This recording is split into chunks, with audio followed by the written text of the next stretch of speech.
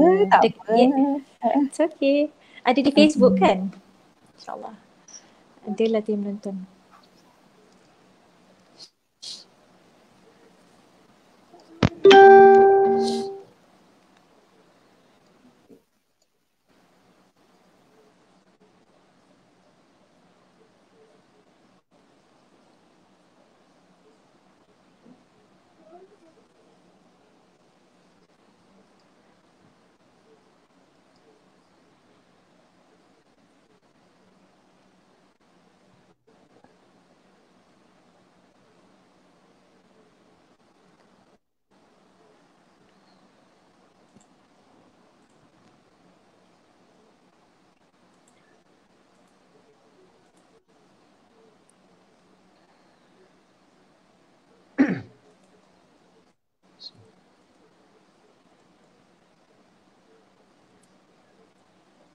Okay, bismillahirrahmanirrahim. Assalamualaikum warahmatullahi wabarakatuh. Alhamdulillah, syukur pada Allah Subhanahu Wa Taala.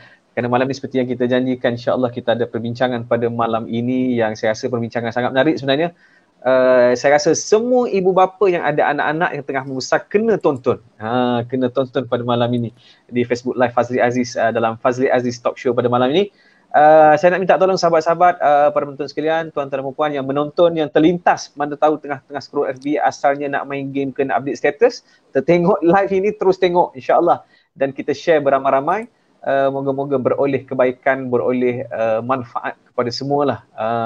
Dan saya tengok kata-kata Ustaz Syed Abdul Kadir Al-Jufri, dia sebut tentang keberkatan. Kita nak mendapatkan keberkatan media sosial, keberkatan penggunaan media sosial. Jadi apa maksud berkat? Berkat ni maksudnya ziyadatul khair, bertambah kebaikan. Jadi kalau tuan-tuan dan puan-puan share lah ke grup. Walaupun mungkin tak tonton sampai habis, mungkin tonton sekejap-sekejap, sibuk dengan morih dan sebagainya, tetapi dengan anda share, orang lain dapat manfaat, itulah pertambahan kebaikan yang sebenarnya akan jara yajri, dia akan mengalir, dia akan berterusan, berpanjangan sampai bila-bila insya-Allah.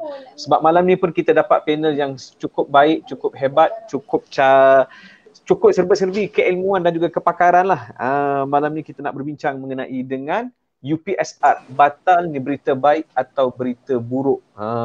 Sementara kita tunggu penonton kita masuk, doktor dan juga Ustaz Fadiah mungkin nak tanya khabar jugalah.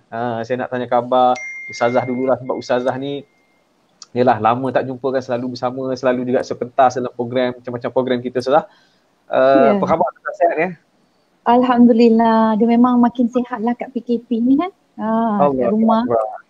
Dia ngap-ngap je ataupun rasa-rasa je. Kita kan peta dalam rumah ni tak banyak, ke dapur, ke living room, lepas tu pergi sembahyang, lepas tu pergi dapur balik. Okay. Itu yang bertambah sihat, alhamdulillah.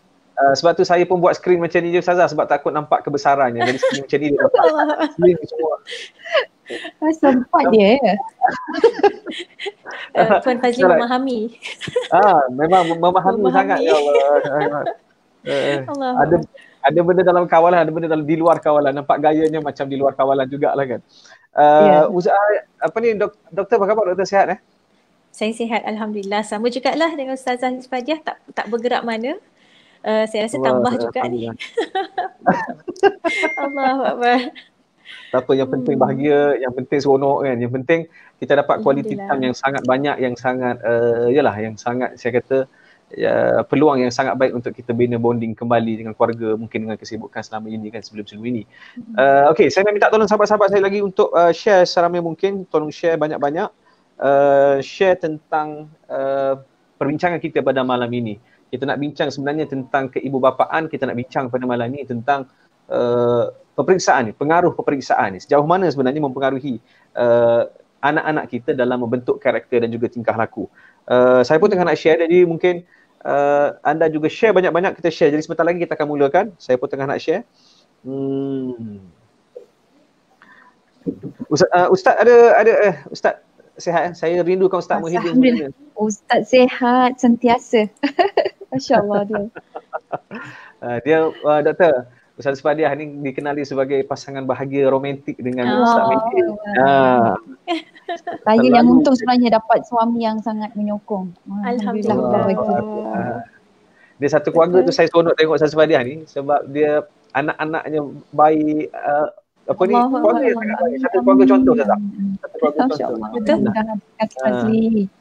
Seperti bila Ustazah buat parenting, Ustazah buat apa ni, cerita pasal kekeluargaan, dia sangat sangat lekat tu, kerana dia adalah apa ni, sesuatu yang diamalkan. Alhamdulillah. Okey, baik tuan-tuan sekalian. Jadi kita nak bincang pada malam ini, topik yang kita bawakan malam ini. Hari ini malam ni Ustazah, Doktor, sembang kita dalam bentuk santai. Maknanya apa saja poin nak tambah, tiba-tiba nak menambah dan sebagainya, silakan. Dan kita juga akan buka banyak soalan kepada penonton kita. Maknanya siapa penonton kita yang nak tanya soalan, dia akan keluar macam ni. Macam ni contohlah. Adi Azri, hai, Assalamualaikum. Kita jawablah Waalaikumsalam. So, jadi penonton-penonton boleh tanya soalan sebab kita nak interaksi. Kita ni dua hal. Satu, yang keduanya kita nak perbincangan kita ni, kadang-kadang soalan yang saya tanyakan mungkin dari sudut pandang saya, dan anda ada juga sudut pandang anda yang anda nak tanyakan berkenaan dengan soalan perbincangan kita pada malam ini. Okey, so sebagai mukadimah, sebagai permulaan, Dr. Putri, mungkin ada yang belum kenal dan saya perkenalkanlah Dr. Putri. Dr. Putri adalah merupakan seorang play therapist, seorang yang memang pakar dalam bidang pendidikan awal kanak-kanak, bahkan bukan saja mahir dengan knowledge tetapi juga mempunyai tadika sendiri doktor, atas nama jenama Kinderkaizen. Kinderkaizen saya. Kinderkaizen. Belum lagi tadika Tuan Fazli. Kita enrichment center dulu, dalam proses nak jadi tadika, insya-Allah. Subhanallah. Dan saya tertarik dengan Dr. Putri ni. Kalau anda tengok di Instagram dia, kalau anda tengok di Facebook beliau, perjuangan berkenaan dengan tentang perkembangan anak-anak yang seimbang secara holistik, secara memperjuangkan tentang keseimbangan dalam perkembangan anak-anak. Jadi itu sesuatu yang saya seronok bila tengok. Okey, so malam ini sebagai mukadimah, saya rasa saya nak buka soalan secara terbuka. Mungkin Dr. Syahril boleh menjawab dulu. UPSR batal. Sebenarnya bukan UPSR saja, PT3 dan sebagainya. Adakah ini satu berita baik atau berita buruk pada doktor dan juga Ustazah? Ya, kita saya bagi doktor dulu. Saya pun nak cakap Ustazah dulu. Macam pakat. Allahu Akbar. Ustazah dulu lah Ustazah. Dia great mind things alike kan. Masya Allah. Okey. Saya Alhamdulillah tahun ni Fazli doktor, ada anak saya seorang ni, dia ambil UPKK. Jadi UPKK for the first time. Sebelum ni memang dia ikut homeschool. Lepas tu saya hantar dia ke Montessori di Shah Alam. Kemudian saya masukkan dia ke private stream. Sekolah ni dia ada menyediakan UPKK dan juga UPSR. So saya memang bawa dia ke situ supaya dia boleh experience. Tapi sekolah ni dia ada pilihan sama ada nak ambil ataupun tak. Jadi pun saya bincang dengan anak saya kata nak ambil ke ataupun tak ni UPKK ni. Lepas tu dia kata insyaAllah Umi, dia kata saya akan cuba. Wah, saya rasa macam semangatnya kan anak kita ni. Okey, semangat pun semangat. Memang dia kena belajar dengan disiplin dia belajarnya, dengan dia punya assignment, homework dia. Lepas tu dengan pemantauan cikgu dan sebagainya. Tapi bagus sangat sekolah ni, dia tidak memberatkan kepada peratus kejayaan anak-anak lah. Rupanya COVID-19 ni terbatal lah semua. Tak jadi kan. Bila tak jadi tu saya macam berdebat. Yang soalan pertama yang masuk dalam kepala saya adalah dia macam mana dia nak khatam pelajaran-pelajaran dia, begitu. So kita ada soalan tersebut, macam mana dia nak selesaikan, nak sempurnakan pelajaran-pelajaran dia. Dan kemudiannya Alhamdulillah, sebab sekolah ni dia bukan exam based, jadi sistem pengajaran masih lagi dijalankan. Dia punya bahasa Arab kelas masih lagi diteruskan, dan hafazan-hafazan dia pun masih lagi ditasmid. Jadi dia memang bukan kerana exam. So di situ saya rasa macam Masya Allah, saya terfikir okey tak apalah, tak ada UPKK pun tak apa. I am happy sebab saya nampak dia ada komitmen untuk belajar, dan saya tahu dia belajar ini not because of UPKK, tapi kerana dia nak membina dan membangunkan diri dia sendiri.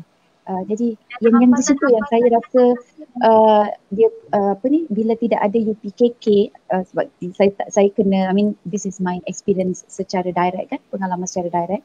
Jadi bila tidak ada UPKK, maka guru-guru dan sekolah dia itu tidak menghentikan proses pembelajaran. Jadi ini yang menarik. Maka saya mungkin boleh simpulkan bahawa dia terletak kepada apakah matlamat yang dipegang, yang dibawa, yang dipikul oleh satu-satu sekolah itulah. Okey, kalau misal kata sekolah itu memang nak mendapatkan daripada sudut performance pelajar dan juga exam, mungkin itu sajalah. Dan PKK tak ada, tak apalah, kau tak payah belajar lah kan. Tapi yang ini dia bukan itu, dia akhlak lagi, sistem akhlak lagi, dan malah saya dipandu oleh sekolah ini untuk memberi markah pada anak-anak saya dengan aktiviti-aktiviti Ramadan dia, which is pada saya ini adalah UPKK yang amali, yang dia kena praktiskan. Maksudnya anak kita ni bangun sahur dapat markah. So saya kena bagi markah kat dia. Dia ada QR code sendiri, dia sendiri. Kemudian dia ini terawih. Terawih dia siap, witir ada ke tak? Sebab kadang terawih tu dia tak witir pula kan. Kemudian sahur, dia membantu ataupun tak. Ada tak dia buat extra house chores contohnya kan. Jadi dia ada senarai lah 9 ke 10. Kita kena tengok balik tadarusnya dan sebagainya.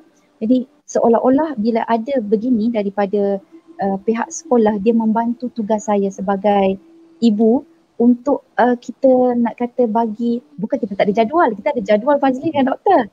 Tapi bila pihak sekolah pun dia macam chip in, dia terus sama bekerjasama, kita jadi rasa macam wah, dia akan nampak benda ni bila dia berurusan dengan cikgu dia dalam Google Classroom dengan kawan-kawan dia akan ditanya kelak, dan kita di rumah pun sama. Jadi ada keseimbangan, ada kesatuan arah daripada pihak saya dan juga pihak sekolah. So dengan mudah ceritanya, ada UPKK, tak ada UPKK, ada UPSR, tak ada UPSR.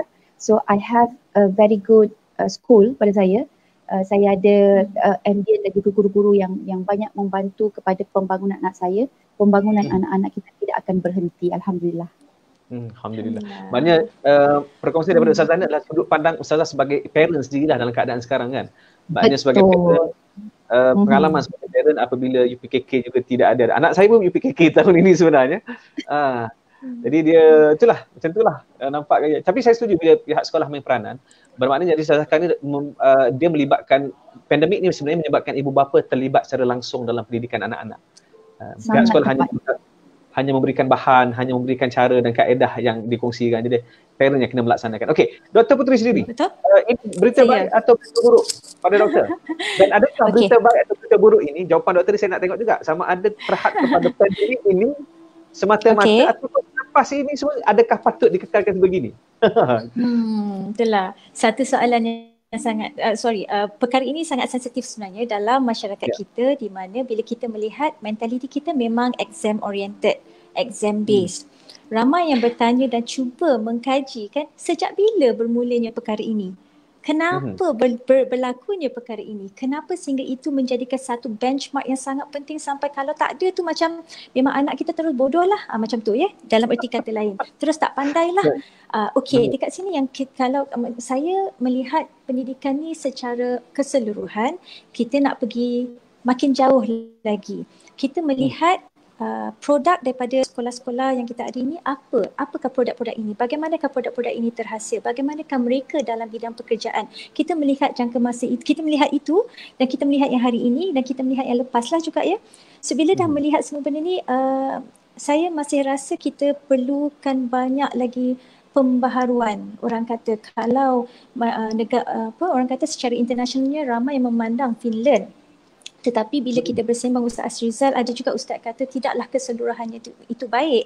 Maksudnya tidak ada negara yang hebat dan 100% bagus. Saya pun bila sempurna lah. Kita tak boleh nak kata 100% sempurna. Everybody is progressing. So kita kata progresif lah ya. Dari sudut progresif ni kalau kita nampak kita perlu perbaiki, kita perlu perbaiki. Bila kata mentality kita di Malaysia sangat orang kata exam oriented. Maksudnya kalau tak ada, kita terus dah tak boleh buat apa-apa. Itu bahaya. Seolah-olah macam dah tak boleh dah nak. Maksudnya macam ni ya, pergi sekolah tu hanya untuk exam, sebab bila dah ada exam, okey ini UPSR di Malaysia ya, UPSR untuk masuk asrama. Kalau tak ada UPSR, boleh masuk tak sekolah menengah? Masih boleh masuk. Tetapi ianya adalah tiket kepada sekolah asrama. 10 tahun dulu asrama mungkin masih lagi, I'm not sure Ustazah, Tuan Fazli setuju atau tidak dengan saya. Dulu-dulu valid lagi kan perkara ini, tapi hari ini macam satu tekanan. melihatkan tekanan-tekanan ini, dan bila saya pula mengkaji early childhood, saya melihat mental health issue anak-anak yang semakin meningkat. Kalau kita kata 5 hingga 12 tahun, ramai data yang saya dapat sewaktu saya belajar play therapy dulu beberapa tahun lepas, dalam 1.5 juta naik, 1 juta lebih naik dalam masa 4 tahun. Sebelum tu data adalah tahun 2011 ianya adalah 980 lebih ribu anak-anak antara 5 hingga 12 tahun mengalami mental health issue. Kemungkinan besar mereka boleh ke arah itu sebab emosi mereka tidak stabil. 2015 data naik kepada 1.5 juta tak silap saya, dan perkara ini telah saya highlightkan sewaktu saya bersama dalam JKDPN. Tetapi itulah dia, kalau kita policy maker melihat ini penting, kita nak tackle daripada awal. Saya pula bila melihat graduan yang bekerja, minta kerja dengan kita kan, Ustazah Tuan Fazli mesti ada pengalaman ini, bila minta kerja tapi tak boleh nak berfikir out of the box, perlu menunggu arahan. Okey, kita kaji balik perkara itu, dari mana datangnya perkara ini, kenapa otak kita ini, fikiran kita lemah dari sudut berfikir, kenapa kita tidak boleh berfikir, sehingga Ustaz Azrila keluarkan buku Seni Berfikir yang Hilang. Banyak kita bersembang kan, seni berfikir yang hilang. Kenapa? Mana pergi elemen-elemen boleh berfikir? Kita sebut kebat. Kita mahu kebat berada dalam PT3. Tapi PT3 ada tuition. PT3 ada pelbagai modul-modul pentaksiran yang dijual, yang dikongsikan untuk berlatih, untuk duduk untuk exam PT3 tadi. Habis tu apakah tujuan peperiksaan ini jika kita berlatih untuk peperiksaan itu? There's no point of doing exam. Tidak mencapai objektif sebenar lah untuk mengundi, sebab benda tu sudah ada pattern dan telah pun pelajar-pelajar ni dah belajar dah teknik menjawab. Skema jawapan sudah ada. Jadi apakah tujuannya? Kalau kita kata kebat ni sebenarnya perlu daripada awal 6 tahun pertama kan Ustazah. 6 tahun pertama kita nak didik anak kita berfikir, kita bersembang dengan anak, kita berkomunikasi dengan anak. Saya pun sekarang tengah duduk dalam satu conference bercakap tentang transformation of challenging behavior, bercakap tentang open-ended question yang perlu kita tanam dalam 6 tahun pertama untuk mengkayakan lagi pemikiran, cara mereka berfikir, bukan sekadar memberi arahan structured ataupun membetulkan mereka, memberi correction dan sebagainya. Dia pelbagai, it's a very huge topic. Saya melihat perkara ini secara menyeluruh dan saya suka kalau tidak ada langsung. Saya minta maaf. Okey. Sebab itu dapat ada pendirian Dr. Salam. Sebab cara assessment ada pelbagai dan saya kena sentuh multiple intelligence. Setiap kita manusia ni ada dalam 9 ini yang dijumpai oleh Howard Gardner. Tetapi saya cuba cari lagi maklumat, ada seorang penulis di Indonesia yang mengkaji Al-Quran menyatakan ada 14 multiple intelligence. Jadi benda ni menarik tau. Ustazah Tuan Fazli, saya rasa macam subhanallah, Howard Gardner mengkaji dan dia terus kata sebab pelajarnya adalah Pak Munif Chatib di Indonesia, sekolahnya manusia.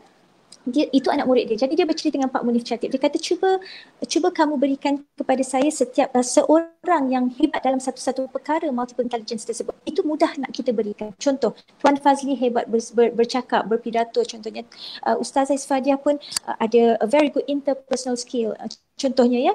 Okey, macam mana? Itu senang kita nak kenal pasti siapa. Tetapi siapakah manusia yang ada keseluruhan multiple intelligence ini? Ke-99 yang dikaji oleh Howard Gardner. Howard Gardner sendiri terus kata siapa lagi kalau bukan Rasulullah SAW. So kalau Howard Gardner dah mengkaji ke arah itu, dan bila saya tengok pula, wow, Al-Quran ada 14. Howard Gardner kaji itu hanya satu daripada 14. Satu daripada 14? Ya. Itulah dia. Jadi saya ni macam wow, lagi saya terduduk sebab lebih banyak kita tahu, lebih banyak kita Allahu Akbar. Aku tahu sikit je. Contoh macam itulah. Jadi kita nak kaji lagi. Kalau dalam 9 tadi, 2 sahaja yang terlibat dengan pendidikan. Yang selebihnya tidak. Okey, so ini yang saya nak tekankan. Kalau anak-anak kita tidak dilahirkan untuk word smart, untuk number smart, macam mana? Adakah exam semata-mata? Sebabkan itulah saya melihat kenapa kita tak naikkan vocational, technical, sebab itu adalah skill.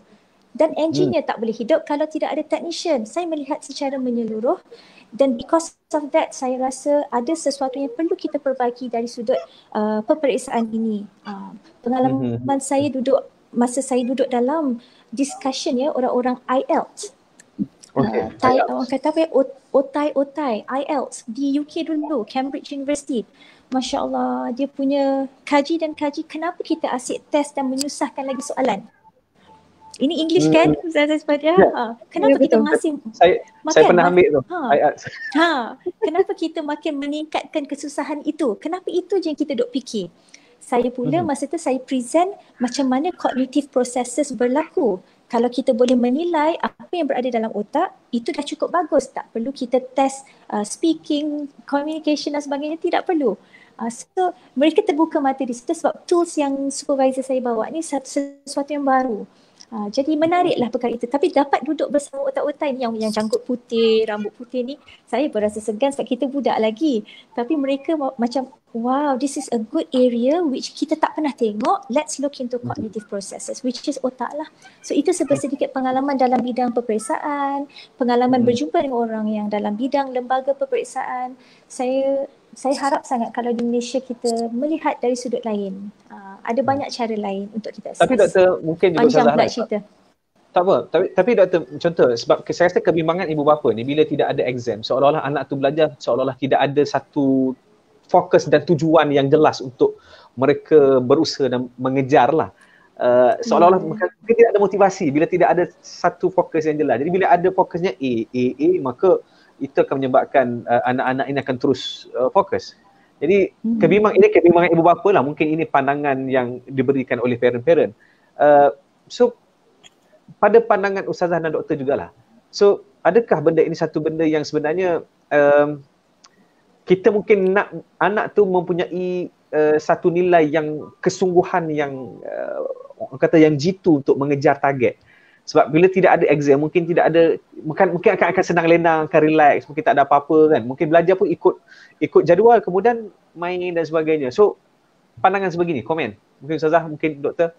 Baik, saya mulakan dulu, nanti doktor sambung, doktor complete kan. Okey, boleh.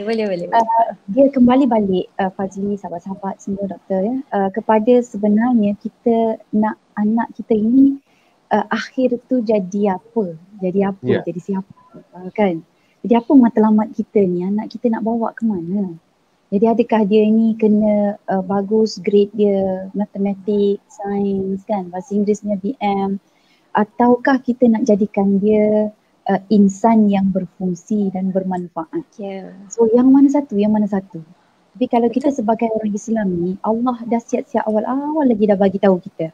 Nombor satu, kita ini pengurus dunia, pengurus bumi. Kemudian Allah tak habis lagi kan benda tu, Allah bukan setakat itu saja. Allah kirimkan Al-Quran sebagai kita punya manual.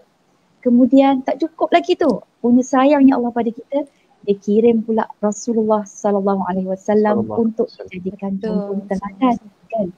Jadi kalaulah kita memahami bahawa anak-anak ini, kalau menurut Imam Al-Ghazali, kenapa kita ada anak? 4 sebab. Sebab yang pertama, kita nak memastikan kelangsungan insani ini wujud di atas muka bumi. Jadi itu yang pertama. Yang kedua, kita ni nak ada anak supaya di akhirat besok, ada kembali pada akhirat. Di akhirat besok, Rasulullah SAW sayang dekat kita dan berbangga dengan kita kerana umat dia yang ramai, umat dia yang berbudi, yang berbakti di atas dunia sebelum ini. Okey, kemudian yang ketiga, kerana kita ni nak dapat tumpang saham anak-anak punya doa. Anak-anak yang soleh doa dia. Yang keempat adalah bagi mereka yang mempunyai anak-anak OKU ataupun anak-anak yang meninggal dunia sewaktu kecil. Ini merupakan syafaat pula di akhirat nanti. Jadi daripada empat ini, satu sahaja yang dia punya tujuan ada anak ini adalah untuk dunia. Manakala 3 yang lain ini adalah pelaburan kita di akhirat. Masya Allah. So apabila dia untuk dunia, kita pula semua anak ni bila hantar ke sekolah, kita ikut pattern sebagaimana pattern yang sedia ada tanpa kita sedar anak kita ni kita nak bawa ke mana. Jadi kalau kita tidak tahu anak kita bawa ke mana, maka kita mungkin boleh tertipu dengan keadaan sekitar, sistem yang mungkin bukan membentuk sistem insani. Sistem sekarang kalau sistem persekolahan, secara jujur saya katakan, memang dia membentuk grade-grade yang tertentu. Macam kita gradekan telur lah. Kan nak beli telur grade A, grade B, grade C.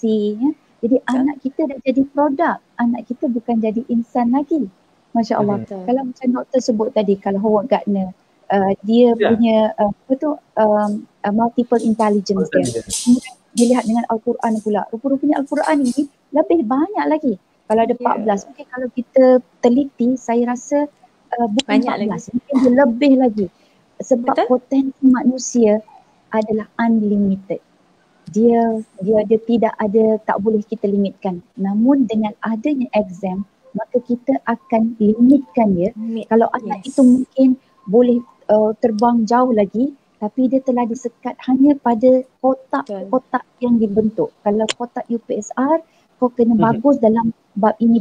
Jadi maka anak itu terpaksa mengkotakkan diri mereka.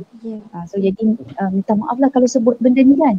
Jadi saya memulakan contoh, maksud saya kita ada pilihan sebenarnya kalau kita sebagai ibu bapa, tapi memang payahlah nak cari sekolah ke apa ke, sebab kita nak cari partner dalam pendidikan anak-anak kita ni.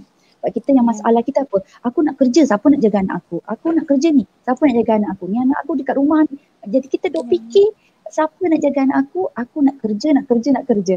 Kita tak fikir masa depan anak-anak kita ni. Berapa ramai daripada kalangan kita kan sanggup meninggalkan kerja demi untuk masa depan anak-anak yang pelaburan dia 4 itu. Siapa yang berani kan? Wow, Masya Allah. Jadi kalau kita lihat ini kelangsungan tersebut lah.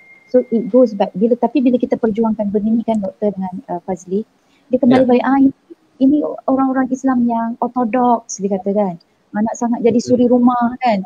Lepas tu tidak ada kejaya. Malah anak-anak kita pun bila nak tulis dekat dalam form ni, apa kerja mak? Suri rumah. Menangis. Sebab tak rasa bangga mak ni. Sebab mak lain ada kejaya lah, pensyarah. Mak lain ada ketua eksekutif lah begitu kan. Tapi mak dia suri rumah. So apa hobi mak? Lipat kain. Dia tulis. Mak lipat kain. Dia rasa malu. Padahal Masya Allah, cuba bayangkan kalau tak ada orang lipat kain, tak ada orang masuk kain, apa jadi dengan uniform dia kan. Jadi benda-benda basic itu. Tapi itulah fenomena pemikiran pada hari ini memandang suri rumah itu sebagai suatu benda yang tidak glamour. Padahal itulah tulang belakang kita, mereka tidak berbayar, Masya Allah kan, mereka kerja tidak kenal jam. Dan tangan-tangan itulah yang membesarkan kita, tangan-tangan itulah yang membuatkan siapa kita pada hari ini, yang menyedarkan kita kan. Jadi itu keadaan yang berlaku. But now, apa yang saya perhatikan, saya kira doktor dan juga Fazli, kita harus partner, kena sokong bekerjasama dengan pihak sekolah. Jadi saya di awal permulaan tu saya cerita bagaimana sekolah anak saya ini menunjukkan kerjasama dalam pembentukan nilai anak-anak. Sehingga kan kita tengok diorang yang lebih concern pada perkembangan anak di rumah berbanding kita. Ada yang tag saya sebab saya duk live je kan. Jadi saya memberi trust kepada anak saya untuk buat kerja-kerja sekolah dia. Jadi saya pun tidak pantau sangat lah. Jadi cikgu kat sekolah ni sebut, Ustazah, do you have any problem? Dia tanya saya. Kalau ada masalah, tolong bagi tahu saya akan bantu Ustazah. Dia kata very polite. Lepas tu saya kata ada apa-apa masalah pada anak saya ke? Dia kata, ya Ustazah, dia tak hantar assignment dia. Baru saya tahu dia tak hantar assignment dia. Jadi saya kata, kalau lah satu sekolah ini boleh buat, kenapa tidak sekolah-sekolah lain? So kita kena bayang fikirkan, actually kita nak bawa ke mana anak-anak kita ini, anak-anak kita ini kita nak bentuk ke mana. Dan saya rasa macam sangat happy bila doktor sebut yang first 6 years, first 7 years. Sebab first 6 years and first 7 years kita tengok ya Rasulullah SAW. Ini dia kita punya contoh, ikon kita. 6 tahun yang pertama dia sudah menguasai pemikiran dan juga populariti di kalangan masyarakat. Masyarakat jahiliah pada waktu itu dikenal Nabi Muhammad sebagai Al-Amin. Jadi Nabi ni dia dah glamour dah, dia dah banyak dapat like. Dia dah dapat banyak like tu kalau dia konteks sekarang wow. Dia dapat banyak like, dia dapat banyak follower. Sebab apa? Dia being the trusted one. So not only the nilai one. Yes, nilai tu. Dia alami. pertama dia nilai dulu. Dan hakikatnya dia adalah buta huruf. Dia tak pandai baca, dia tak pandai menulis. Tetapi hati dia itu sangat terang. Memang Allah nak bagi tahu kita macam tu terang-terang. Dan bila umur dia 40 tahun, dia dapat wahyu. Dan wahyu yang pertama adalah Iqra. Dia jawab balik, Ma'ana biqari. Bacalah. Dia kata, aku tak pandai membaca kan. Tapi Allah nak bagi tahu kita indirectly. Maksudnya bila kita nak membesarkan anak-anak, membaca perkataan, menyusun huruf itu bukanlah keutamaan. Tetapi membaca dengan mata hati, dengan panca indera. Saya suka tu Ustazah, saya suka tu. Lebih utama. Sebab kalau kita tengok anak-anak kita hari ini, cuba tengok anak yang agak advance akademik dia, yang bagus akademik dia. Masa sekolah rendah lah, sekolah rendah kan. Anak-anak ini dia sedikit selfish. Dia pentingkan diri sendiri. Dia tak bagi orang kacau barang-barang dia kan. Berbeza mungkin dengan anak yang nombor 2. Contoh, ini contoh aja ya. Mungkin berbeza dengan anak nombor 2. Anak nombor 2 dia mungkin slow sikit kita rasa. Hafal CP pun 2-3 tahun tak boleh-boleh lagi kan. tak lancar lagi contohnya. Okey, dia pun tak perform in the class. Tapi dia seorang yang sangat memahami mak dan ayah dia. Ayah dia balik, dia lah yang pertama berlari ke pintu, buka pintu kan. Kemudian ayah dia nak, dialah anak yang duduk depan pintu yang babai sampai hilang pandangan. Dialah anak yang pertama akan menerima tempias marah ibu dengan ayah kalau bersepah dekat rumah dan sebagainya kan. Jadi anak ini mempunyai daya tahan yang tinggi. Tapi kita perasan tak? Tak perasan. Sebab yang kita kayu ukur yang kita gunakan adalah pencapaian mereka dalam peperiksaan. So this is unfair to the development of human being. Very, very unfair. Sebab kita bukan nak anak-anak ini mencari hamba kepada pen dan juga buku, tetapi kita nak anak-anak ini dia menghasilkan sesuatu walaupun tanpa buku, tanpa pen, tetapi dia menghasilkan tamadun kemanusiaan, dan tamadun manusia ini dia memang bersifat holistik, dan holistik itu adalah limitless. Dia tidak ada limitation, dia tidak ada sempadan. Dia boleh berlaku pada mana-mana aspek pun. Jadi kita kena kembali balik kepada melihat anak kita dengan uniknya mereka, dengan berbeza tanpa kita ada satu kayu ukur ataupun standard yang menjadikan terbantut perkembangan mereka lah. Saya setuju bila saya sebut macam tu, sebab kadang-kadang setengah ibu bapa ni bila anak dapat A dia puji. Tapi bila anak tolong buat sesuatu kerja dia tak puji. Sedangkan itu membentuk nilai, pujian itu membentuk nilai dan juga mengukuhkan tingkah laku yang baik kan. Okey, baik, saya nak minta para penonton kalau ada soalan dan sebagainya boleh tulis soalan dan kita akan respon kepada soalan-soalan yang anda berikan, insya-Allah berkaitan lah. Dan sebenarnya doktor, saya nak saya nak pergi kepada doktor lah. Kita bincang pasal PSR ni adalah anak-anak yang mungkin umurnya mungkin darjah 5, darjah 6 sekarang. Tetapi saya rasa benda ni dia maknanya pattern ataupun budaya mengejar kepada peperiksaan ni dibentuk di peringkat awal lagi.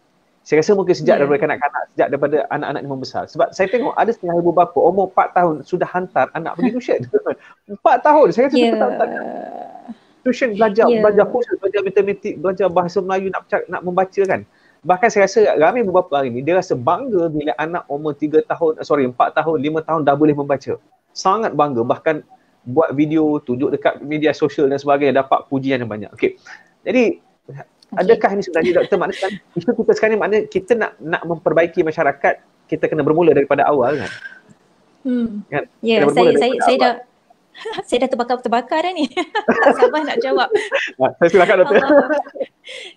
Saya kan Tuan Fazli, Ustazah Hisbadiah, saya cukup marahlah bila kita tidak jelas dengan keperluan pendidikan awal kanak-kanak 6 tahun pertama, apa yang diperlukan dahulu. Tadi pun Ustazah dah bagi tahu bagaimana Rasulullah dipanggil Al-Amin 6 tahun pertama, tapi tak boleh membaca pun lagi. It's not about reading. Betul. Iqra yang saya dapat pemahaman daripada Dr. Mastura Bazis di UIA, dia kata Iqra ni mendalam lagi. Dia bukan sekadar baca luaran tu kan Ustazah. Dia mengkaji ke dalam. Kita nak bina pemikiran ini. Kita nak ada orang kata grit yang tinggi. Kita nak kena ada daya tahan yang tinggi. Tapi daya tahan ini tidak akan ada jika ketika kita punya orang kata perkembangan emosi kita tak cantik. Sebab ini saya bahasa mudah yang saya gunakan untuk masyarakat faham kan, layman term. EQ memegang 90% daripada otak. Saya terpaksa simplify perkara ini supaya masyarakat faham dan nampak perkara ini. Nak tahu lebih lanjut boleh baca neuroscience, boleh bacalah macam-macam kajian ada. 90% tu emosi. So kalau emosi tadi tak cantik, macam mana emosi 90% ni nak pegang 10% yang prefrontal cortex yang berfikir ini, iaitu IQ. Dan 90% dia 90% ni pada umur berapa? Maknanya daripada 6 tahun pertama Tuan Fazli. 6 tahun pertama yang Rasulullah tadi tu. Itu yang bila kita dah ada contoh yang sangat cantik depan mata tapi masyarakat kita fail to see this. Why? Saya sedih sebab kita mengkaji, kita faham, kita nak menyampaikan orang tak nak terima. Jadi kita okay, I have to do this again and again and again. Rasulullah bermain, Rasulullah mengembala kambing, Rasulullah bercampur dengan pelbagai kaum-kaum yang lalu, yang singgah, pelbagai bahasa Rasulullah dengar ni. Kita bercakap tentang literacy skill, bagaimana baginda sendiri menempatkan diri baginda di kalangan orang-orang inilah, itu yang jadi semua orang like pun tinggi kan. Jadi kita berbalik kepada EQ tadi, emosi ni sangat penting. Kita membina blueprint untuk masa hadapan anak pada 6 tahun pertama. Bila ibu bapa bangga anak boleh baca seawal 3 tahun, 4 tahun, dia semakin awal dah lagi ni Tuan Fazli ni. 3 tahun dah ada. Baru untuk PKP ni, ada kalau boleh nak hantar tuition anak 3 tahun. PKP ni minggu pertama kedua, Ustazah jangan terkejut, anak umur setahun pun dah dapat homework. La ilaha Ya. Dan ini buatkan saya upset, saya marah, saya geram sebab kalau yang membuat ini betul-betul memahami pendidikan awal kanak-kanak, dia takkan buat macam ni. Okay, dia tahu apa yang nak didahulukan. Saya pegang simple basic perkembangan fizikal kena jaga sewaktu PKP. Anak tadi ada ruang tak untuk lepaskan segala tenaga yang terkumpul dalam badan. Sebab kalau tak lepas, dia akan efek emosi, dia akan efek mental. Dan akhirnya social tadi kita kekalkan tidak. Kita tidak bercakap tentang homework. Bila sekolah-sekolah bagi homework, yang stresnya ibu bapa sebab anak tadi nak pergi kat siapa kalau tidak ibu bapa. Jadi vicious cycle itu berpusing-pusing dan tidak selesai. Maka keluarlah yang ayah marah, ayah tinggalkan voice note. Saya sedih bila dapat tahu ayah ini anaknya special needs, sekolah PBKI. Tetapi viral seolah-olah ayah ni yang salah. Bagi saya kesian ayah ni jadi mangsa tertekan. Kalau betul cikgu faham, cikgu ni tahu anak tu special needs, tapi kenapa cikgu ni tak memberitahu anak ni sekolah PBKI? Yang diviralkan hanyalah suara itu, which is so not fair. Saya merasai itu, saya bersimpati dengan ayah tadi. So kita bercakap tentang nak mengawalkan akademik. Okay, proses, saya suka tadi bila Ustazah cerita kan, kita bercakap tentang proses sebenarnya kan Ustazah, dan kalau kita nampak developmentally appropriate practice, 6 tahun pertama apa yang kita nak instill memang nilai murni, tak ada benda lain. Dan nilai murni ini sangat dekat dengan EQ tadi. Kita bercakap tentang connection, perhubungan dengan manusia adalah dalam 6 tahun pertama. Kita bercakap tentang mirroring, role modeling, semua 6 tahun pertama. Okey, bila kita dah masukkan, dah tunjukkan yang sebaik boleh, kita nak suruh dia boleh membaca, kita kena bacakan dahulu. Kita nak dia suka Al-Quran, kita kena mengaji depan dia dahulu. Semuanya kita dahulu yang kena tunjukkan kepada anak. Jadi dia bukan pasal belajar ABC 1, 2, 3 yang mana di luar hari ini, early childhood, banyak yang salah faham tentang perkara ini. Jadi bila kita tegur, tak semua boleh terima. Jadi saya tak ada choice lain Ustazah, saya kena tunjukkan. Itu yang keluarnya kindergarten. Kena tunjukkan. Saya tunjukkan dan saya secara radikalnya saya buang semua buku. Tak ada buku dalam kindergarten kecuali buku cerita. Sebab dalam bermain, pedagogi bermain yang mana Rasulullah ni sendiri dah melaluinya ni, bermain ni sangat kaya dengan pelbagai perkara, perkembangan yang diperlukan oleh anak mengikut tahap masing-masing. Kalau kita tahu dan faham brain, otak kita ni berkembang, lain anak, lain fokusnya pada masa-masa tertentu. Okay. Ada anak yang memang fizikal dahulu. Anak-anak yang fizikal dahulu takkan bersedia untuk membaca. Ini yang kalau kita takut masuk darjah 1, 2, darjah 2, 3, dia memang tak boleh duduk diam sebab belum masanya lagi. Tetapi kita faham, dari sudut lain kita faham proses membaca dan menulis akan settle down pada lebih kurang umur 10 tahun. Okey, ini kalau kita faham ya perkembangan anak-anak dan kita sesuaikan dengan pendidikan, dengan sekolah, dengan kurikulum sekolah. Tapi masalahnya kita tidak ada itu hari ini, belum lagi. So wujudlah all these swasta, sekolah-sekolah private yang tengah cuba nak mempelbagaikan metod ini. Macam saya sendiri, saya berpegang kepada self-directed learning. Saya tak nak structured sangat. Saya nak memberikan anak-anak ini satu autonomi kepada proses pembelajaran mereka. Tetapi macam Ustazah kata, kita memang pegang mak ayah sama-sama. Kita memang lead mak ayah, kita pegang tangan, kita ada parenting circle, kita hold the spaces, kita handle emotion mak ayah. Sebab kita risau, kita takut mak ayah mungkin kalau tidak jelas, okey, kita ada di situ untuk sama-sama memperjelaskan. Proses pembelajaran anak secara ini memang berbeza. Betul lah macam Tuan Fazli kata tadi. Macam mana ni kalau masyarakat kita mesti nak tengok ada A, ada B, ada exam, ada benchmark. Dalam self-directed learning benchmarknya berbeza. Tetapi kita perlu tunjukkanlah model itu dan saya yakin sekolah yang anak Ustazah Sfadia pergi ni pun ada model mereka tersendiri. These are the things yang kita perlu ada untuk sama-sama support mak ayah. Okey. Yang mana kalau kita kata sekolah di luar kita hari ini yang kita cater for majoriti masyarakat kita di Malaysia masih lagi berpegang berpaksikan kepada exam tadi tu, saya rasa kita perlu relax sedikit, kurangkan sedikit, berikan sedikit autonomi kelonggaran kepada anak-anak ini untuk menguasai pembelajaran ikut minat mereka tadi. Tapi perkara ini bukan mudah lah. Kalau orang kata nak apa ya Ustazah, kalau ubah sebuah kaum tu ambil masa 40 tahun, betul tak? Saya yang salah. Ambil masa kan? Jadi kalau kita macam perjuangan Nabi jugalah. Ya, kalau kita baru bermula ambil masa lama. Jadi saya yakin boleh jadi benda ni, cuma ambil masa. Dan kita kena educate masyarakat. Cuma mungkin ada satu sudut lah, sebab kalau saya memandang dari sudut ibu bapa kan, mungkin ada yang beranggapan bahawa memang sebenarnya tak ada exam ni satu benda yang bagus dari satu sudut. Cuma kebimbangannya, contoh kalau kita kata anak-anak bermain ni bagus. Tetapi kadang-kadang sampai bila dia nak bermain sehingga satu masa tu yang perlu kita mengalihkan. Stopkan dia. Stopkan dia. Kadang-kadang takut asyik bermain. Tak bermain kan seronok kan. Inilah stigma kita bila kita salah faham tentang konsep bermain. Anak yang tak cukup bermain itulah akan bermain sampai ke besar. Dia tak settle down.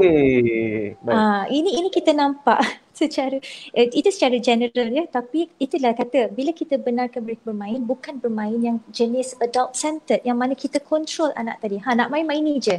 Ambil bola ni main bola ni je. Bukan. Kita berikan bahan, kita lepaskan mereka, kita observation. Assessment dalam pendidikan awal kanak-kanak banyak bersifatkan anecdote writing, kita memerhati, pemerhatian. Dan cara kita memerhati, kita menjelaskan apa yang kita lihat. So apa yang kita lihat tadi kita tulis, dan apa yang kita tulis tadi bila kita lihat seminggu pertama, seminggu kedua, sebulan, 2 bulan, 3 bulan, kita akan nampak satu pattern progress. Perkara ini adalah satu cara assessment, sebenarnya summative assessment, atau orang kata kita kumpul kita menganalisa perkembangan anak tadi. Okey, anak-anak ni kita kena faham perkembangan mereka memang lain-lain. Contohnya kalau saya kata pasal bermain, since Tuan Fazli tanya pasal bermain. Anak-anak di sekolah Sri Arya saya ni 7 tahun, 8 tahun masih bermain. They are not ready for learning. Terus terang saya kata they are not ready because sensory belum lagi betul-betul settle down. Dan kita kena faham dari sudut neuron 7, 8, 9 tahun adalah proses pruning. Pruning ni maksudnya nak bagi buah-buah tu masak. So yang mana yang tak elok kita nak gugurkan, kita nak cantaskan. Okey, kalau kita tak memaksimalkan perkembangan 6 tahun pertama tadi, contohnya ni kita panggil, saya belajar daripada seorang ustaz ni, dia panggil membonsaikan otak kita. Kalau 6 tahun pertama dia kena potong sikit mana yang tak elok, mana yang bagi cantik lah kan. Trim. Kena trim. Doktor dah freeze dah tu. Doktor dah beku ni. Kita tengah semangat ni. Hello, terputus ke tadi? Dia tengah beku sekejap doktor. Hello. Doktor boleh ulang sekali lagi. Hello. Doktor? Hello. Doktor terus je doktor. Kita dengar suara doktor. Cuma gambar je freeze. Alamak, Tuan Fazli. Doktor? Kalau doktor terus je. Okey tak? Dia terputus tadi. Okey tak? Okey. Kita dengar suara doktor. Yang penting suara jelas doktor. Mungkin doktor boleh ulang balik sikit. Doktor? Alamak, lain tak okey. Doktor keluar dulu. Doktor keluar dulu, lepas tu klik balik pada link tadi, dia akan masuk. Aduh, hai. Hello? Doktor? Okey tak? Hello? Okey tak? Okey dah. Allahu Akbar. Sorry. Line tak okey tadi. Okey. Saya cerita pasal bonsai. Bayangkan ya, Bonsai saya tadi, cerita dengan ringkas. Katalah 3, 4, 5, 6 tahun kita nak ajar membaca, menulis, mengira tadi. So kita ada 3 dahan saja yang kita nak kembangkan. Tapi kita terlupa nilai-nilai tadi. Yang mana Ustazah pun kata sangat penting 6 tahun pertama. Tapi kita fokus ni je lah, yang tu yang bangga anak boleh baca awal dan sebagainya. Tapi kita lupa. Saya kena sebut ni, hyperlexia. Kita biasa dengar dyslexia. Okay. Hyperlexia adalah anak-anak seawal 3-4 tahun yang boleh membaca tetapi emotion dia belum stabil lagi. Maksudnya belum betul-betul terbentuk. So dia boleh membaca tapi masih lagi pampers. Dia boleh membaca tapi kalau dia tantrum teruk. Ini pun bahaya dan semakin meningkat hari ini. Maknanya kalau contoh kita kata anak-anak yang mahir, yang kita katakan sebagai genius kan, sebab kalau saya kaji balik mereka-mereka yang dulu pernah dikenali sebagai genius dalam masyarakat kita, ramai yang berakhir dengan tragedi, yang berakhir dengan hilang dalam radar dan pelbagai kejadian-kejadian yang berlaku yang melibatkan mereka yang kita tak sangka bahawa mereka ni dahulunya adalah seorang genius matematik, genius itu dan ini, tapi akhirnya adakah ini juga sebenarnya kita boleh kategorikan sebagai hyperlexia? Hyperlexia mungkin sebab bahagian emosinya belum betul-betul terbentuk dengan cantik. Jadi yang saya kata emosi tadi ni dia tak adalah 6 tahun pertama ni sangat kritikal, tetapi ianya akan berterusan dan otak kita cantik terbentuk pada umur 25 tahun. Lama tak? Jangka masa tu. So kalau 6 tahun pertama untuk IQ mengambil masa daripada 7 tahun sehingga 25. Lama nak membina satu pemikiran yang cantik. Kita nak membina generasi yang hebat akan datang nanti. Jadi kita nak mereka ini ada hebat skill seawal yang boleh. So sangat berkait rapat dengan emosi balik dan saya tahu Tuan Fazil suka topik emosi ni kan. Nanti kita boleh sembang lagi. Ya. Saya buat bijak emosi. Ustazah yang bijak parenting. Kami dua-dua bijak lah. Alhamdulillah. Teruskan kan, kita kena teruskan. Betul. Itulah dia. Saya nak cerita sikit. Yang 3 dahan tadi, bayangkan ya dalam otak kita hanya ada 3 dahan. Inilah dia yang kata hyperlexia tadi. Dia berkembang tapi dia hanya berlandaskan 3 dahan ini sahaja. Dahan yang besar. Bayangkan pada umur 22 tahun tiba-tiba dia stres. Ada tak dahan dalam yang 3 ni, dahan yang membantu mereka untuk self-control, self-regulate, self-concept. Tidak ada. Dia ada 3 ni, membaca, menulis, mengira. Sebab itu ramai graduan hari ini, bila dia bekerja, dia hanya nak, bukan dia hanya nak, kalau kita bagi arahan, dia boleh buat kerja. Tak bagi arahan, dia tak tahu nak buat apa. There's a lot of things yang hilang. Itulah sedikit lah yang boleh saya cerita. Saya setuju dengan doktor bila doktor sebut tentang ramai anak muda hari ni bila bekerja kan, dia tak ada self emotional resilience, tak ada kan, ketahanan diri tu tak ada. Jadi kalau dia nak berhenti, dia berhenti macam tu lah. Dia tak kisah tak ada duit ke apa, dia tak boleh tahan tekanan kan. Inilah Tuan Fazli kita kata millennial. Kenapa kan? Macam saya berminat nak tahu. It's okay. Okay, baik. Ustazah okey kan? Sebab kita ada soalan daripada penonton ni yang menarik juga yang saya nak bacakan. Saya alihkan Ustazah, tengok kita semua tak nampak dia bila soalan ni keluar. Tertarik dengan kisah Al-Amin Rasulullah pada sejak kecil hingga umur 40 tahun hingga digelar Al-Amin. Sekarang mak ayah jadi cerminan kepada anak-anak. Anak-anak akan belajar melalui peribadi dan ayah.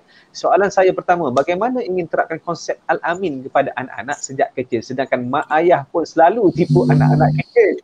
Tipu sunat. Saya ambil emoji tu. Okey. Soalan kedua, bagaimana menerapkan konsep Al-Amin melalui pembacaan sirah tokoh-tokoh ulama kepada anak-anak. Jadi saya ingat mungkin Ustazah boleh respon kepada soalan daripada Cikgu Hamzah. Gila-gila belakang dia letak. Gila-gila. Ya. Konsep Al-Amin ini adalah konsep yang sangat indah. Dia kalau kita mudah ceritanya ada 5 komponen. Paling simple 5 komponen. Maksudnya dia lebih banyak lagi.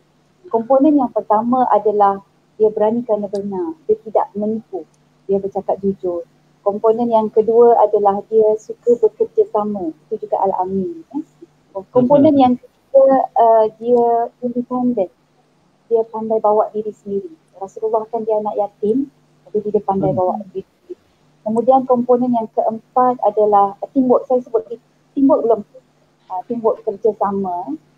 Kemudian yang kelima ini dia Ustaz ada sebut lagi kerjasama dia awal. Ada. Okay. So next adalah determination. kesungguhan. Walaupun dia buat silap, tapi dia berusaha untuk terus, dia tak cepat putus asa. Dan yang kelima ini adalah loving, kasih sayang, dia nak protect, dia nak melindungi, dia nak bagi salam, dia nak berkawan. Jadi ini yang paling kurang, 5 ini perlu ada. Dan 5 ini kalau menurut kajian, dia adalah karakter yang kita perlu bina pada usia sebelum anak itu masuk 6 tahun. So kalau dia masuk 6 tahun, karakter ini tidak ada, kita susah sikit nak bagi dia masuk. Nak masuk, kita kena bagi benda yang deep sikit, kena ulang balik sampai 3-4 tahun kan, supaya karakter tu ada. Kalau tak 6 tahun ke bawah, benda ini dia macam flow very easy sebab dia dah ada bekas dia. Jadi saya ambil ini daripada Rasulullah SAW sendiri sebab dia pun suka bekerja dengan orang lain kan, dia menyayangi orang lain, menghormati orang lain. Kemudian dia anak yang ditinggalkan ibu dan ayah, dia anak yang penuh kesedihan. Tapi dalam masa yang sama, dia juga boleh spread love to others. Dia tidak mudah menyerah kalah. Determination dia itu tinggi. Dan dalam banyak-banyak ayah saudara dia, yang dia pilih adalah ayah saudara yang ramai anak. Iaitulah Abu Talib sendiri kan. Jadi di situ dia tahu bahawa dia tidak perlu memanjakan diri dia dan sebagainya. Jadi kita dapat ini daripada sirah Rasulullah SAW. Now, bagaimana kita nak buat? Kita tak nak condemn mak bapak. Kalau mak bapak ni suka menipu, kita nak condemn pun buang masa sebab mak bapak adalah produk pendidikan hari ini. Mak bapak kita adalah produk kepada PSR dan juga exam yang ada. Jadi benda itu bila kita salahkan mak bapak, bermaksud kita akan pusingkan itu benda yang tak ke mana-mana lah. So, dia tak akan habis. Vicious cycle tu. Yes. Vicious cycle, baik, so sekarang kita nak melahirkan generasi baru. Jadi bila kita nak melahirkan generasi baru ini, maka kita kena kembali balik kepada sebagaimana yang doktor sebut kan, the real insaniah, itulah kemanusiaan yang perlu kita bangunkan. Dan saya suka bila doktor sebut berkenaan dengan permainan-permainan ni, sebab memang hakikatnya Saidina Uthman dah bagi tahu kita dah. Dan Saidina Umar dah bagi tahu kita dah, dia ada 4 cara melayan anak ikut tahap yang berbeza. Dan apa yang Saidina Umar dapat ni adalah daripada hasil observation dia kepada Rasulullah SAW. Maka kalau kita kata hari ini Saidina Umar hidup, dia mungkin adalah rujukan pihak universiti sebab dia ada analysis dia sendiri dan ada observation dia sendiri. Apa kata Saidina Umar? Saidina Umar kata, la'ib ibnaka sab'ah. 7 tahun yang pertama, kamu bermainlah dengan anak-anak. So bila kita tengok balik dalam bentuk permainan, semua permainan yang ada dalam dunia ini adalah permainan yang mempunyai peraturan.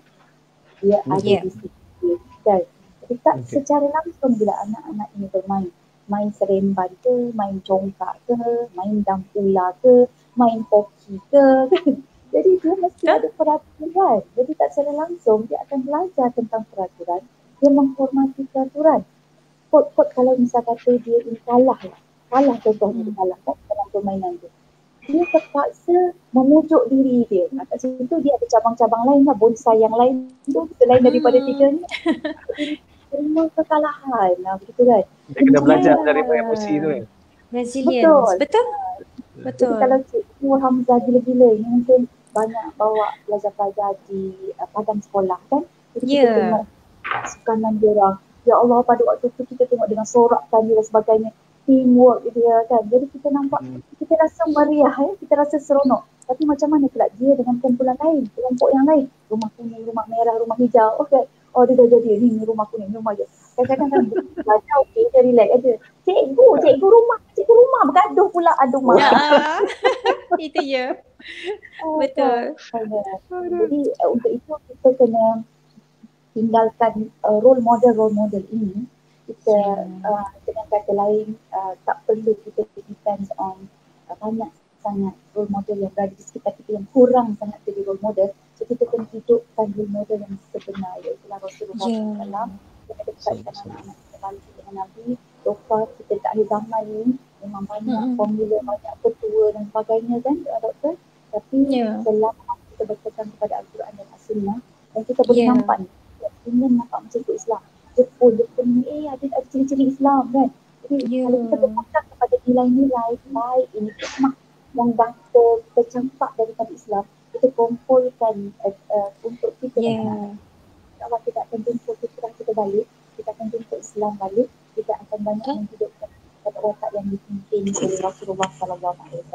So balik kepada Sayyidina Umar tadi. Jadi Sayyidina Umar kata, 7 tahun yang pertama kita perlu guna pendekatan. Mungkin sekejap, sorry saya ganggu sebab dia suara tu macam agak ke dalam. Saya rasa mungkin sebab Ustazah pakai di dalam. Tadi Ustazah pakai kat luar kan? Kat luar tadi lebih jelas, lebih clear. Betul. Saya tadi putar balik.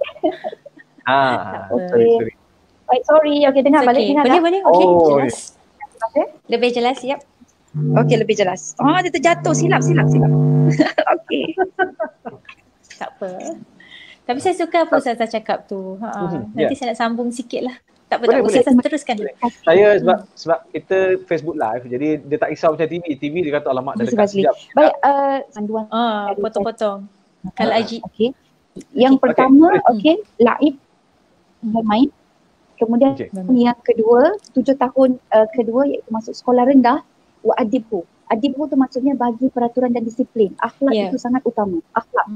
Kemudian bila dia masuk ke sekolah menengah, waktu dia balik itu 7 tahun berikutnya kita kena berkawan dengan mereka. Betul. Dan seterusnya yang terakhir 21 tahun ke atas, summa alki hablahu ala gharibihi. Ini adalah waktu dia berdikari. Tu secara ringkasnya lah. Kalau nak panjang lagi kena buat sesi lain ni Fazli. Betul. Boleh insya-Allah, saya semangat ini perjuangan kita. Okey, so dia laib adibhu di peringkat dia berkawan dengan dia lah. Yang peringkat 7 tahun yang ketiga tu adalah berkawan dengan dia kan. Betul sahaja? Ya. Pertama bermain, mengadap tahun yang ketiga akhir. Okey, baik. Okey doktor, kemudian berkawan dengan dia. Ya. Apa yang Ustazah sebut tadi ni 7 tahun ni ada para saintis orang kata Mak Salih ni pun buat kajian juga dan memang setuju dengan apa yang dikatakan oleh siapa tadi Sayyidina Umar. Kan yang 7 tahun tadi tu. Saya tambah sedikit untuk anak lelaki ni 7 tahun pertama memang dia perlukan mak dia. Dia perlukan mak dulu.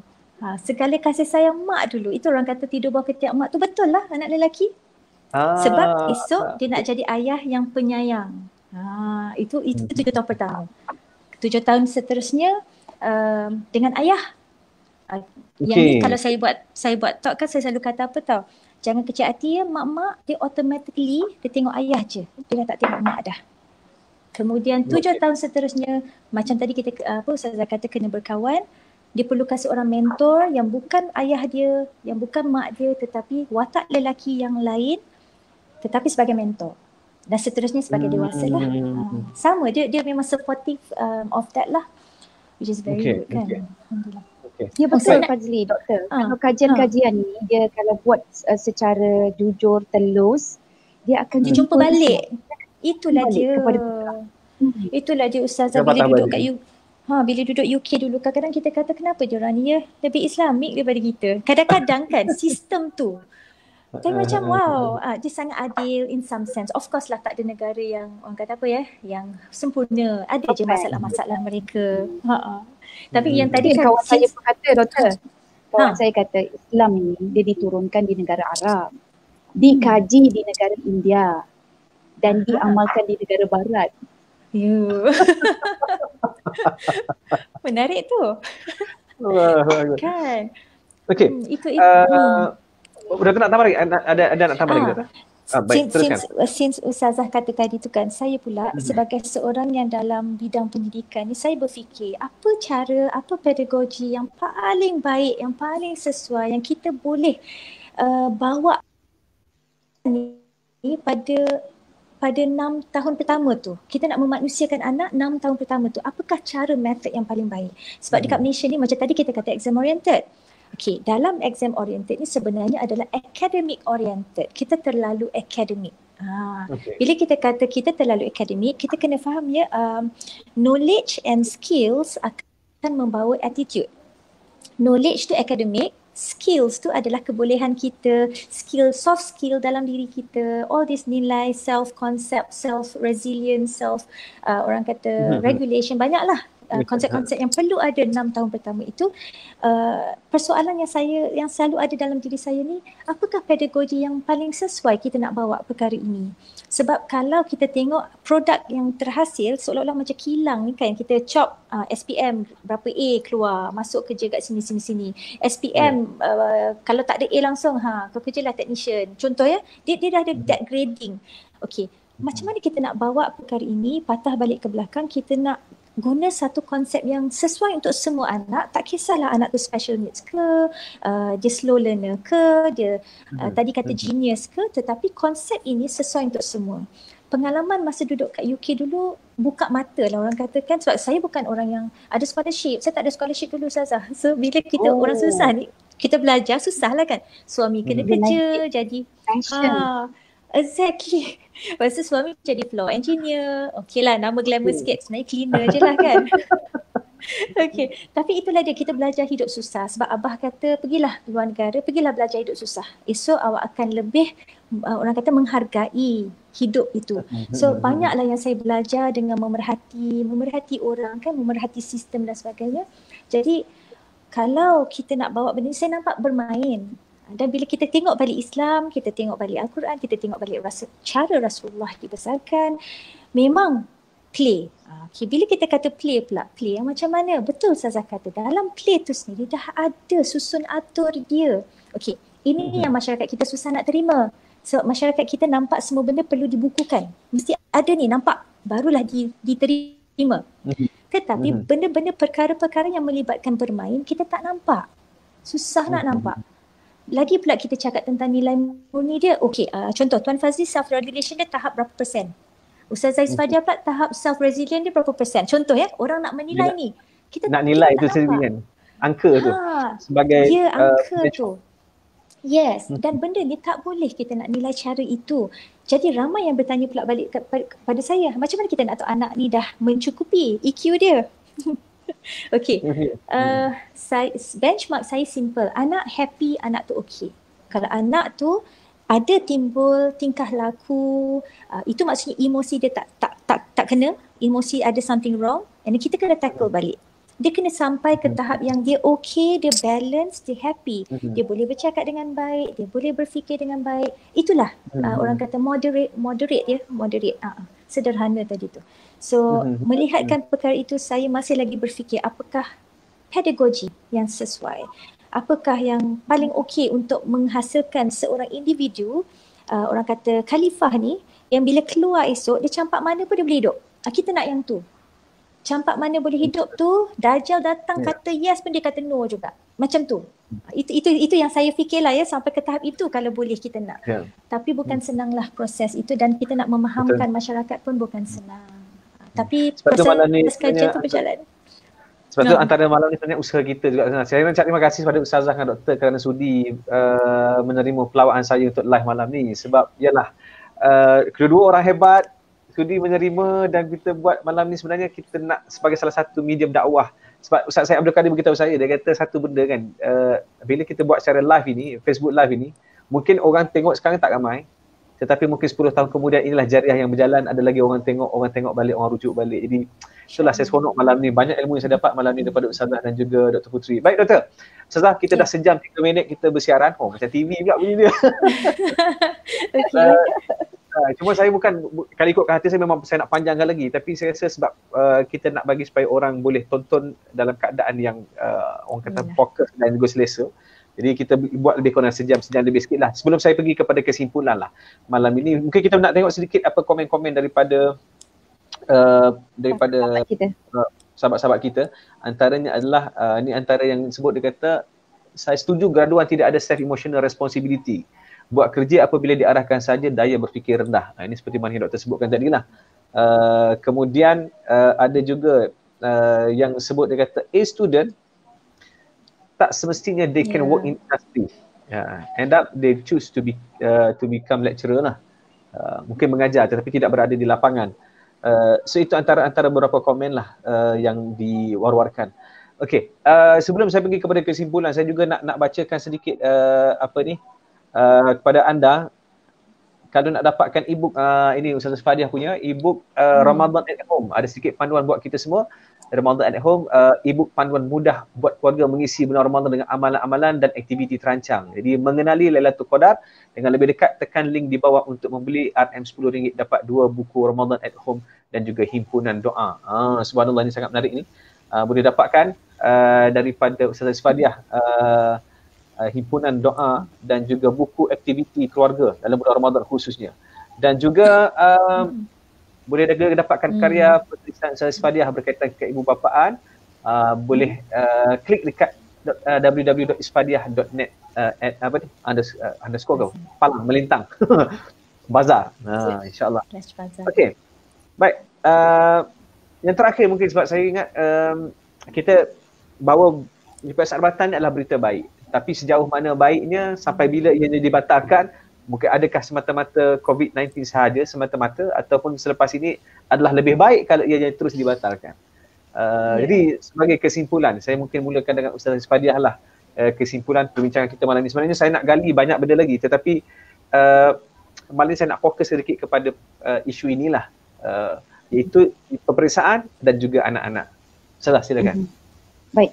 Saya bila dengar UPKK, UPSR dibatalkan, ada satu perasaan, dan perasaan ini saya rasa semua ibu bapa yang bernama ibu bapa dan juga mungkin sebahagian besar guru-guru, dia rasa relief, rasa wah, Alhamdulillah. Dia tidak ada bebanan, ya. Jadi saya yakin yang itu. Sebab memang kalau kita lihat UPSR ini pun dia punya weightage matlamat dia adalah untuk pilih anak-anak masuk ke asrama penuh je, kan?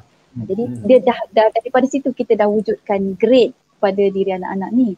Sedangkan menurut kalau pengalaman saya secara peribadi yang ada 6 orang anak ni, terus terang saya katakan ya, Fazli, doktor, anak-anak saya tak perform masa sekolah rendah. Memang tak perform. Dia dapat 2A, ada dapat 3A, ada yang dapat 4A pun ada, kan. Tak ada yang dapat all A's tu straight A, tak ada. Masuk pergi SPM pun tak ada juga yang dapat straight A ke apa ke. Dan waktu dia jumpa dengan saya tu, dia cakap, dia minta maaf lah, menangis-nangis dia, kan. So saya bagi tahu dengan dia, you don't worry, Umi tak pandang A. You jaga adik, I bagi you A. You tolong Umi, I bagi you A. You jaga solat, Umi bagi A. Subhanallah. Itu bukan kita punya fokus, kan. Tapi Masya Allah, Fazli, sekarang ni anak-anak saya dah masuk universiti. 3 orang masuk universiti ni.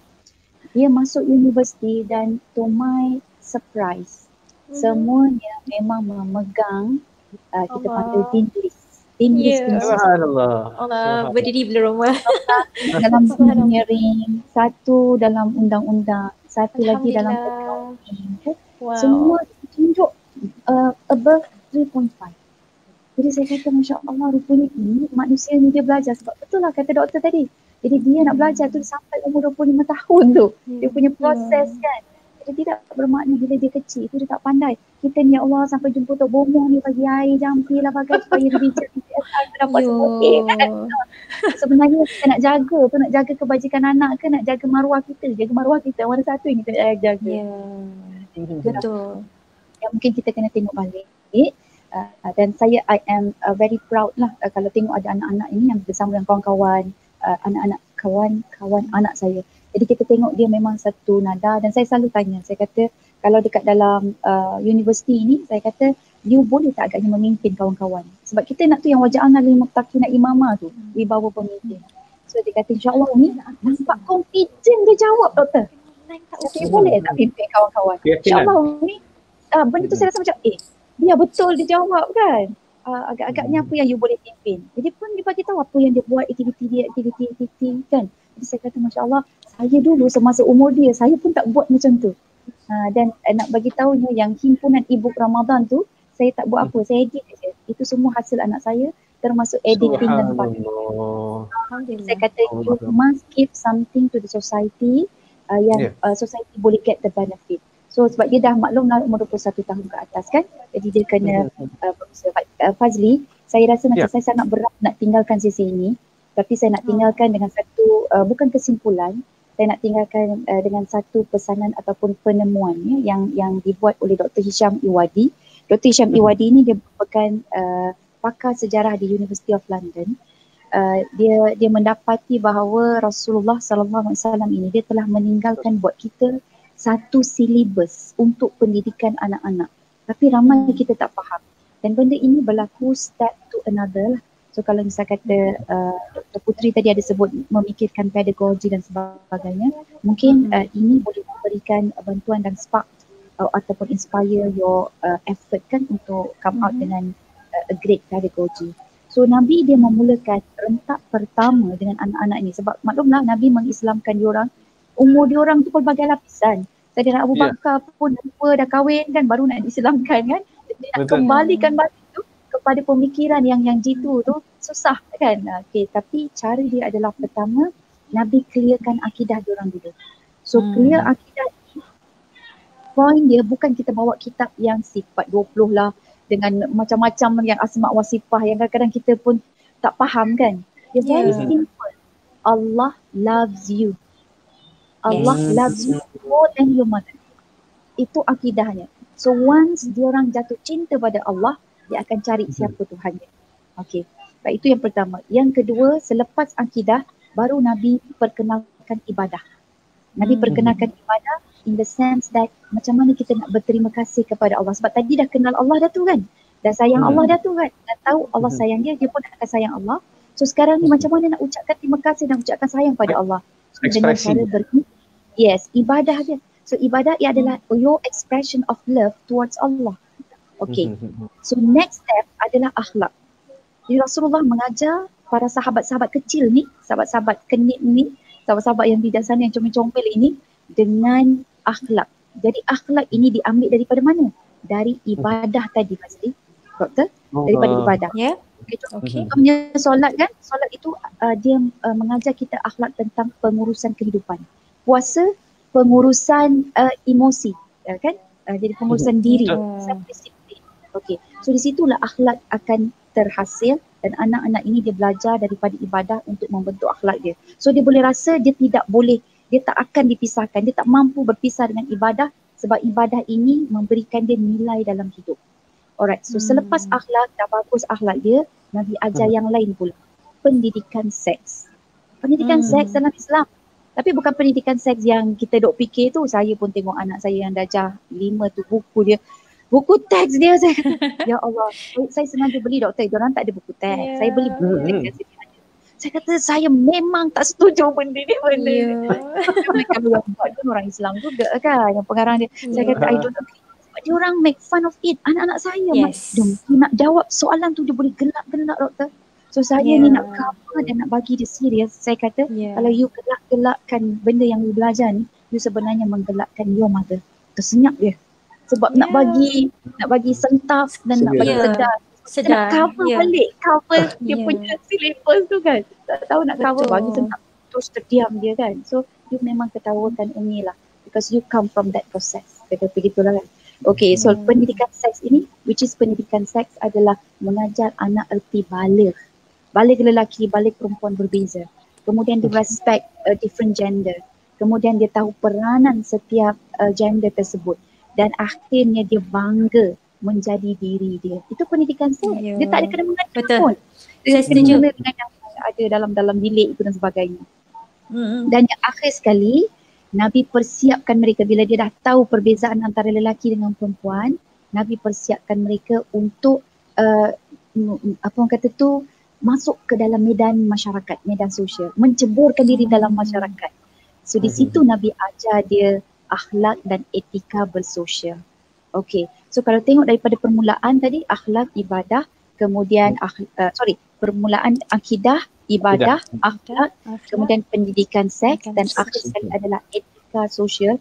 Dan ini adalah komponen sempurna untuk menjadikan seorang insan ini bermanfaat dengan baik di dalam masyarakat.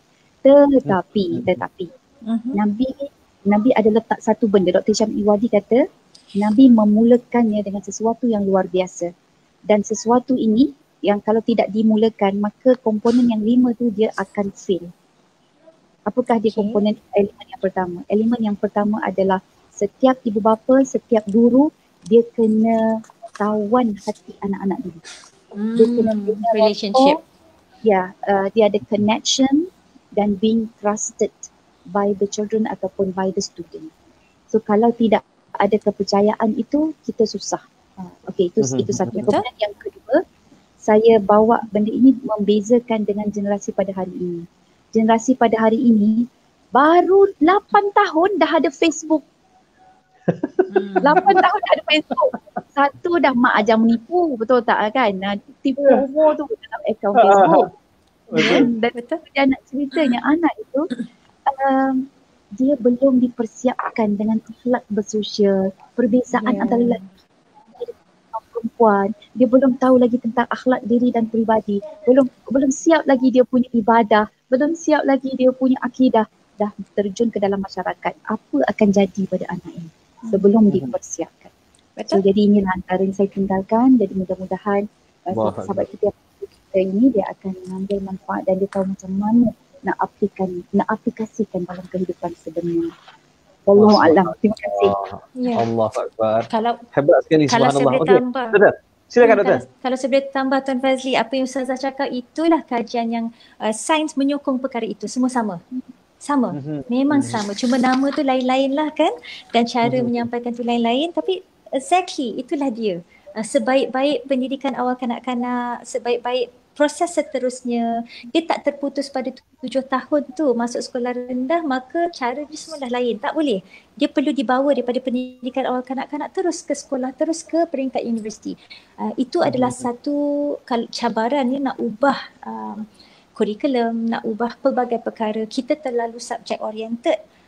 Itu pun satu perkara juga yang bukan mudah untuk orang menerima kalau tidak ada subjek macam mana. Sebab ramai kajian dah kata integrated learning. Contohnya di peringkat tadika kita dah buat thematic themes.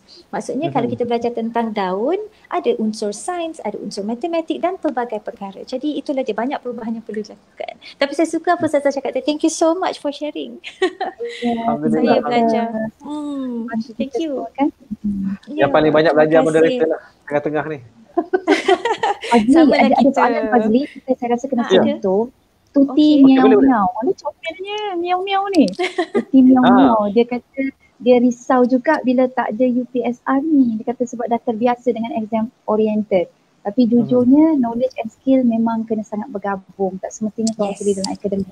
So pada saya, walaupun sebenarnya tidak ada peperiksaan, basically sekolah-sekolah ini seperti, cuba tanya dengan doktor nanti cuba cakap kan, kindergarten dan sebagainya, mereka walaupun tidak ada exam tapi mereka mempunyai assessment yang tersusun. Assessment itu dia akan lihat anak-anak itu berdasarkan setiap hari. Perkembangan mereka bukan diukur pada 1 jam, 2 jam peperiksaan. Cuba tengok anak-anak kita belajar untuk SPM, berapa tahun dia belajar, sampai 2 tahun, tingkatan 5 kan. Exam berapa tahun, exam, tempoh exam. Daripada darjah 1 tu. Kalau SPM tu, subjek matematik, dia belajar 2 tahun, exam hanya 1 jam ataupun 2 jam. 2 jam so not itu fair kan? Performance dia yang dia belajar selama 2 tahun, this is menzalimi. Exactly. Kok time tu dia sakit perut, kok time tu dia blank, emosi tu tak kuat lagi. Saya antara mangsa kezaliman lah. Kok dah time tu dia migraine kan, pengsan hitam, macam mana dia nak jawab kan? So kita nak judge dia, so which is memang sangat-sangat unfair. So kalau tidak ada exam, kita still akan akses dia orang melalui harian. Macam saya, sekolah anak saya ini, walaupun ada exam, tapi setiap hari dia bagi point. Kita tahu anak kita ni macam mana performance dia di sekolah. Betul? Jadi kita tahu, ibu bapa tahu perkembangan harian lah. Maknanya setiap hari ada perkembangan, ada update sentiasa, insyaAllah. Menarik. Okey. Mungkin doktor kesimpulan terakhir kalau ada? Last. Saya dah terkesima dengan apa yang Ustazah Isbadiah share tadi. Saya suka poin-poin itu sebab memang kena dengan, betul lah, maksudnya dia macam ni, dia validate, verify apa yang saya memerhati dan apa yang saya cuba lakukan dalam sekolah yang saya cuba bina ini, yang kalau boleh memang saya tak nak exam langsung.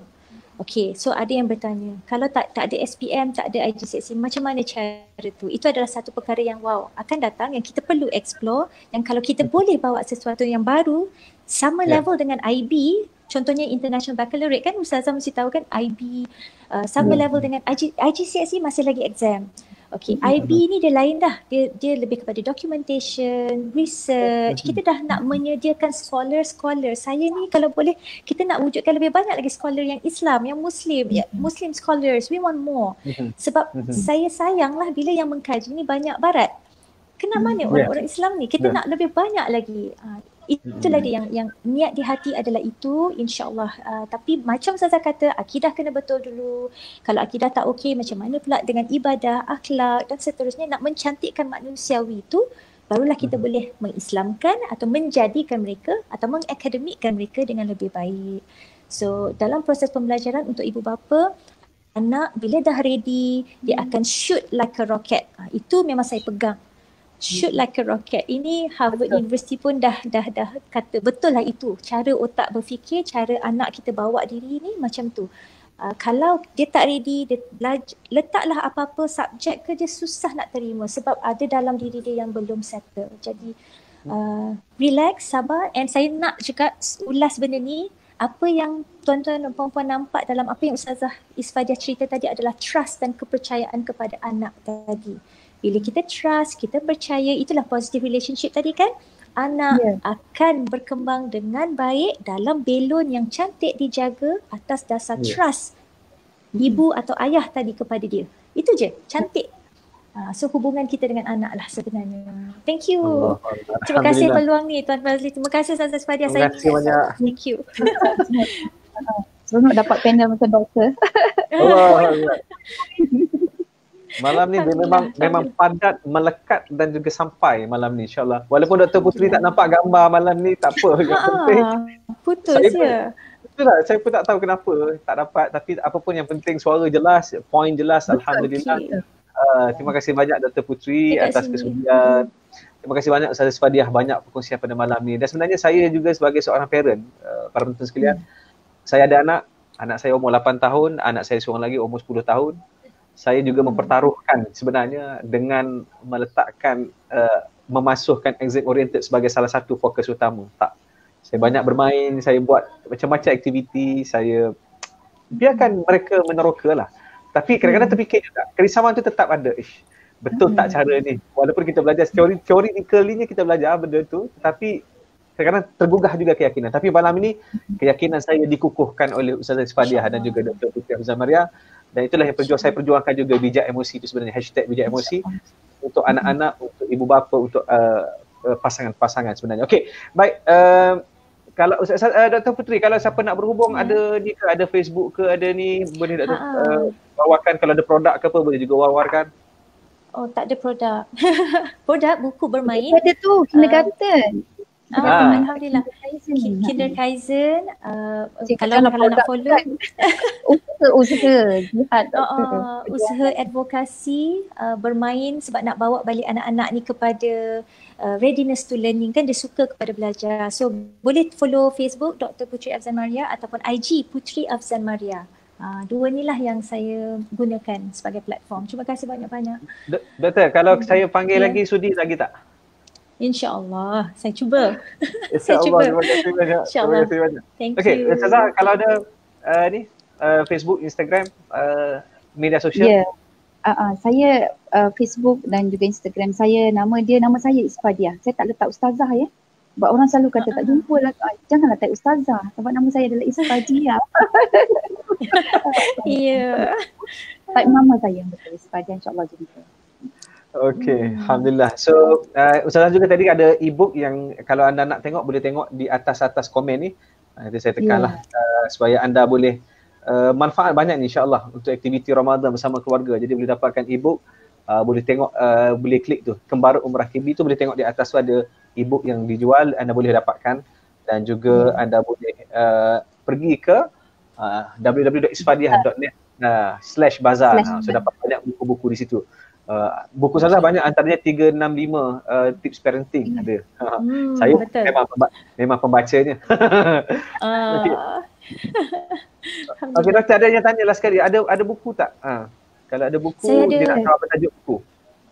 Saya ada buku bermain. Boleh cari buku bermain daripada saya sendiri, dan saya tengah dalam proses nak buat buku ajarin emosi. Konsep buku saya suka grafik sebab saya seorang yang visual. Saya tak boleh dengan terlalu banyak teks. Bukan dyslexia tapi tak boleh nak terima. Saya suka banyak grafik dan benda yang simple kan. Visual banyak. Visual. Betul. So itulah dalam proses lah emosi tu. Nanti saya kena pergi mengadap doktor juga ni, banyak juga nak belajar pasal emosi ni. Boleh jom. Saya memang minat. Alhamdulillah. Nanti kita pergi sekali. Boleh. Cuba. Boleh.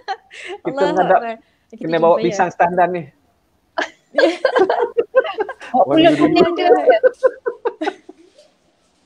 Okey, terima kasih banyak semua. Terima kasih banyak Ustazah Isfadiah. Terima kasih banyak Dr. Puteri. Saya sangat-sangat syukur pada Allah SWT kerana peluang malam ini, kerana kesudian Ustazah dan juga doktor lah bersama-sama, insya-Allah.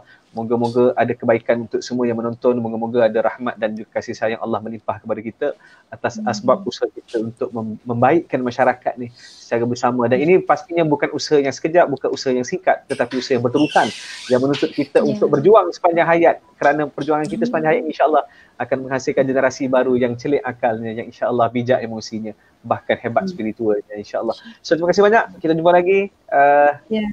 Sayang pula nak tinggal, nak bye-bye tu macam ya Allah, sedihnya. Sedih pula ya. Jumpa lagi. Okey, jumpa lagi, baik. Terima kasih Ustazah. Thank you Tuan Fazli. Waalaikumsalam warahmatullahi wabarakatuh.